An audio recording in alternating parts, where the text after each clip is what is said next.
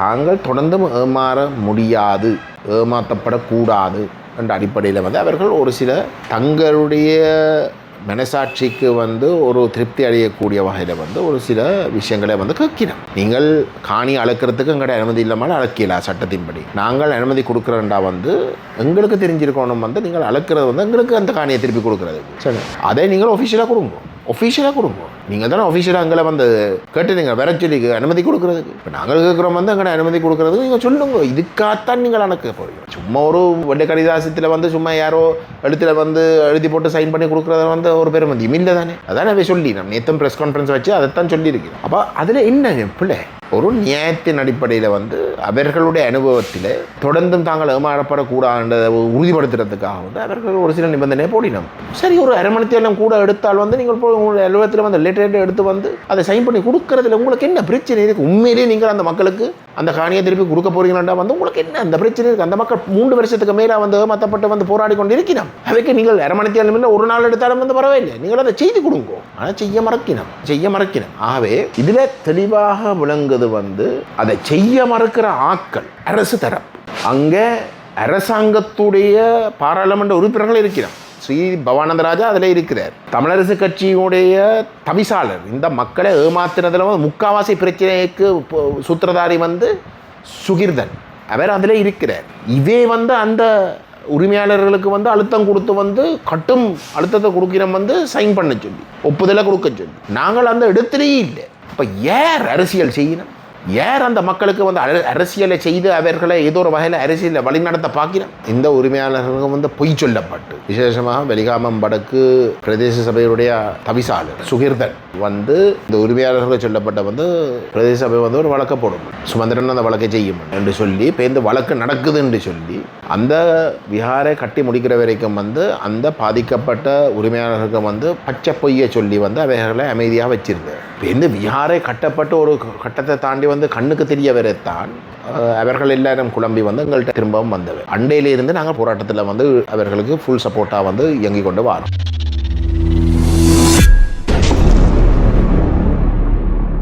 தையட்டி விவகாரத்தில் வந்து உண்மையிலே மக்கள் தான் போராடினோம். மக்கள் தான் அதில் பாதிக்கப்பட்ட உரிமையாளர்கள் தான் எல்லாத்தையும் செய்யணும், முடிவுகள் எடுக்கிறோம். நாங்கள் முழுமையாக வந்து அவர்களுக்கு ஆதரவாக வந்து செயல்படுறோம். அவர்கள் விரும்பின அந்த போராட்டத்தை வந்து முன்னெடுக்கிறதுல வந்து நாங்கள் பங்காளிகளாக வந்து நாங்கள் சேர்றோம். சரி, அதே போன்று வந்து எங்களோட அரசியல் அனுபவத்தை வச்சு கொண்டு வந்து இந்த அரசாங்கம் வந்து செய்ய போகின்ற ஏமாற்று வேலைகளை வந்து அவர்களுக்கு சுட்டி காட்டி எங்களுடைய கருத்துக்களை வந்து அவர்களுக்கு சொல்கிறோம். இப்போ அந்த அடிப்படையை தான் நாங்கள் செயல்பட்டு கொண்டு வரோம். ஆனால் அவை கேட்குறதுல வந்து என்ன தவறு? அவே 3 வருஷமாக வந்து ஆரம்பத்தில் வந்து இப்படி ஒரு சட்டவிரோதமான ஒரு விஷயம் நடக்குதுன்னு தெரியப்படுத்த அடிக்கால் நட்டப்பட்ட உடனேயே எங்களுக்கு அறிவிக்க நாங்கள் டிசிசியில் இந்த பிரச்சனை வந்து கிளப்பி மாவட்ட ஒருங்கிணைப்பு குழு கூட்டத்தில் வந்து ஏகமனதாக முடிவெடுக்கப்பட்டது நிப்பாட்டப்பட ஓடும். அதுக்கு பிறகு இந்த உரிமையாளர்கள் வந்து பொய் சொல்லப்பட்டு, விசேஷமாக வெலிகாமம் வடக்கு பிரதேச சபையுடைய தவிசாளர் சுகிர்தன் வந்து இந்த உரிமையாளர்கள் சொல்லப்பட்ட வந்து பிரதேச சபை வந்து ஒரு வழக்கை போடும்,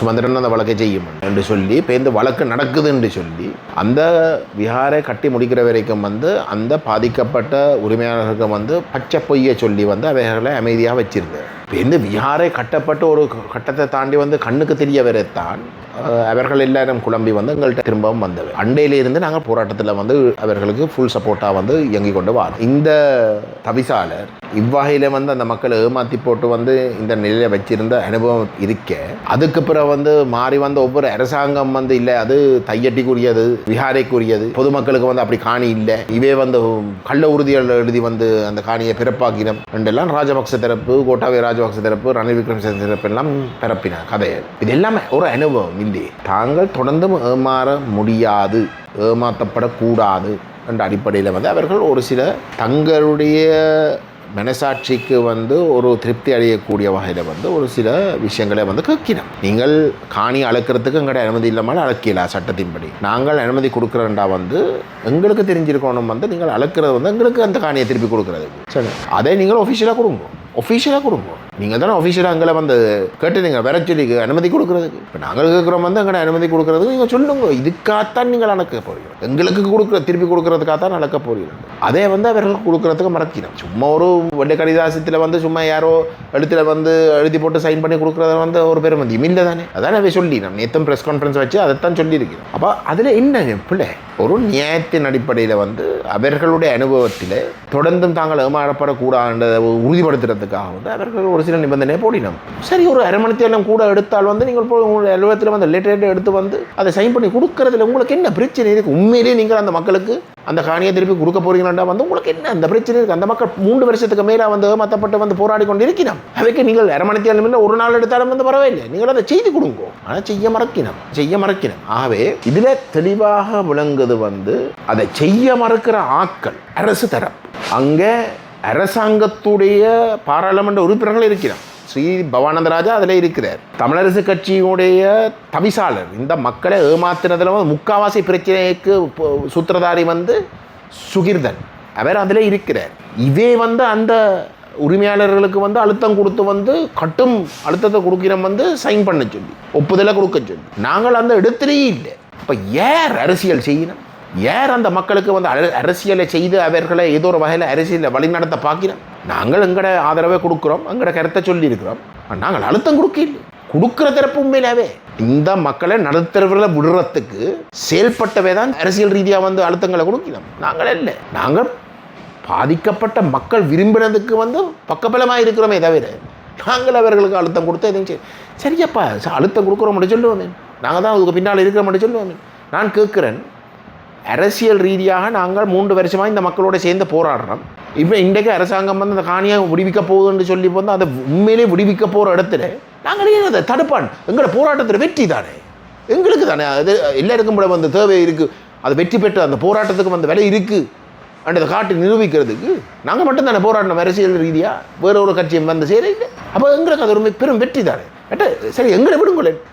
காணி உரிமையாளர்கள் வந்து தங்களோட சொந்த காணியை வந்து பெற்றுக்கொள்றதுக்கு வந்து ஏன் வேண்டாம், நாங்கள் பெற்றுக்கொள்ள விருப்பமில்லை சொல்லுவாங்களே. அப்போ அதே வந்து தங்களோட அனுபவத்தில் வந்து ஏமாற்றப்படுறோம் என்ற ஒரு நம்பிக்கையில் அவங்கள் அதை அப்படி ஏமாற்றப்படக்கூடாதுன்றதை உறுதிப்படுத்துறதுக்கு வந்து கேட்குற ஒரு சில நியாயங்கள் என்னை பொறுத்தவரையில் வந்து 100க்கு 1000% சரியானவை. அப்போ கேள்வி என்னென்றால், ஏன் இந்த அரசாங்கமும் தமிழரசு கட்சி இவ்வகையிலே கேவலமாக நடந்து கொள்கிறது? ஏன் தமிழரசு கட்சிக்கு ஒரு தேவை இருக்குது. சுகிர்தன் வந்து சுமந்திரன் ஆள். சுமந்திரன் முழுக்க வந்து அனுராவோட மிகவும் நெருங்கிய பழகிறவர். அனுரா இந்த ஐக்கியராஜ்ய அரசியலமைப்பை கொண்டு வந்து ஒற்றையாட்சிக்குள்ளே முடக்கிறத வந்து சுமந்திரன் விரும்புகிறவர். என்றால் அவர் அந்த ஐக்கியராஜ்ய அரசியலமைப்பை தயாரிக்கிறதுல வந்து அவருக்கு ஒரு கணிசமான பங்கு.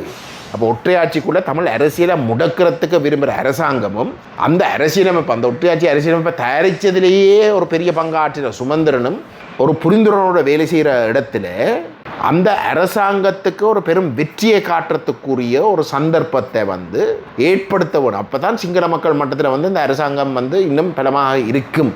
அந்த அரசாங்கத்தை கொண்டு வந்து இந்த அரசியலமைப்பை நிறைவேற்றாமன்றதுக்காக தன் சொந்த மக்களை நடுத்தெருவில் விடுறதுக்கு வந்து சதி செய்கிற தமிழ் தரப்பும் சிங்கள பேரினவாதத்துக்கு முற்றுமுழுதாக வந்து துணை போகிறதுக்கு, அதாவது இனியும் வடகிழக்கில் வந்து தங்களுக்கு பெருசாக வந்து வாக்குகள் வரும்னு எதிர்பார்க்க முடியாது. ஏன்னா தமிழ் மக்களுக்கு வந்து இந்த 2 வருஷத்துக்குள்ளே வந்து கொடுத்த வாக்குறுதி எதையுமே வந்து தாங்கள் நிறைவேற்றவில்லை. மாறாக வந்து அந்த கொடுத்த வாக்குறுதிக்கு நேர் மாறாகத்தான் செயல்படுகிறோம். பயங்கரவாத தடுப்பு விட மோசமான சட்டங்களை கொண்டு வருகிறோம்.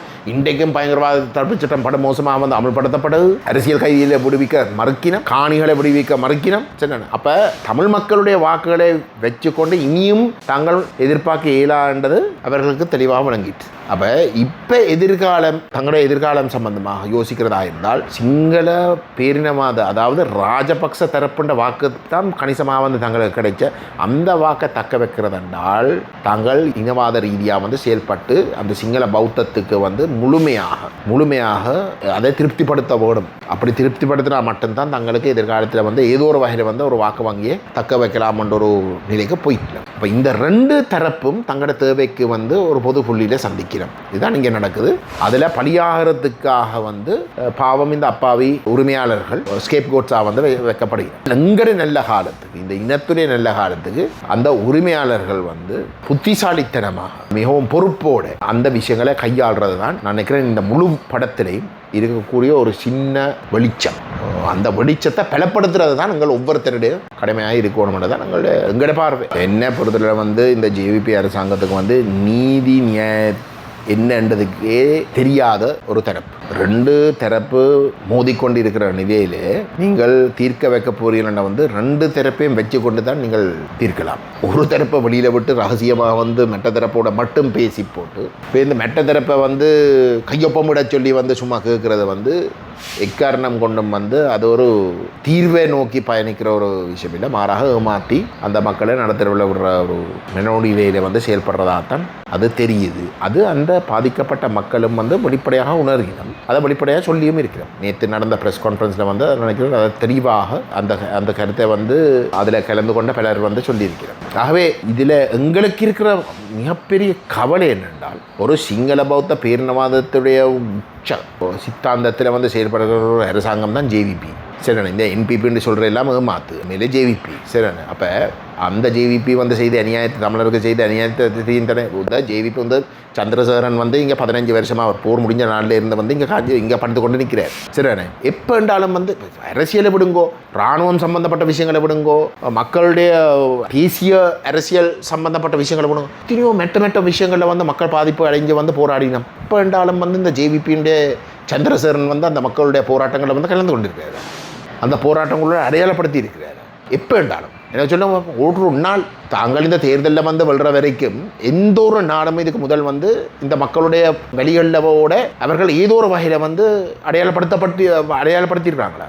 ஒரு நாளும் இல்லை. சரிண்ணே, அவே முழுக்க இந்த மக்களுக்கு அரசியல் மோசடி செய்து போலி நம்பிக்கையில் கொடுத்து மக்களை ஏமாற்றி ஏதோ தங்களுக்கு வாக்கு கிடைச்ச மக்கள் தமிழ் தேசியவாதத்தை கைவிட்டதாக காட்டி மக்களோட ஒப்புதலை தாங்கள் பெற்றிருக்கிறோம் என்று சொல்லி போட்டு இந்த மக்களுடைய உரிமைகளுக்கு நேர் மாறான வகையில் ஒரு செயல்பாட்டை செய்து முடிக்கிறது தான் அவர்களுடைய நோக்கம். அதுவும் விசேஷமாக அவர்கள் 3/2 பெரும்பான்மை தெற்கால கொடுப்பட்டிருக்கிறதுனால இந்த சந்தர்ப்பத்தை அவே நழுவ விட விருப்பம் இல்லை. அப்போ இதை போகிற முழு விஷயம் சிங்கள பௌத்த பேரினவாதத்துடைய நிகழ்ச்சிகள் என்றதை நாங்கள் புரிந்து வச்சிருந்தால் நான் நினைக்கிறேன் குழப்பங்களுக்கு நாங்கள் பயப்பட தேவையில்லை. தெளிவாக ஆறுதலாக நாங்கள் முடிவெடுக்கக்கூடியதாகவும் இருக்கும்.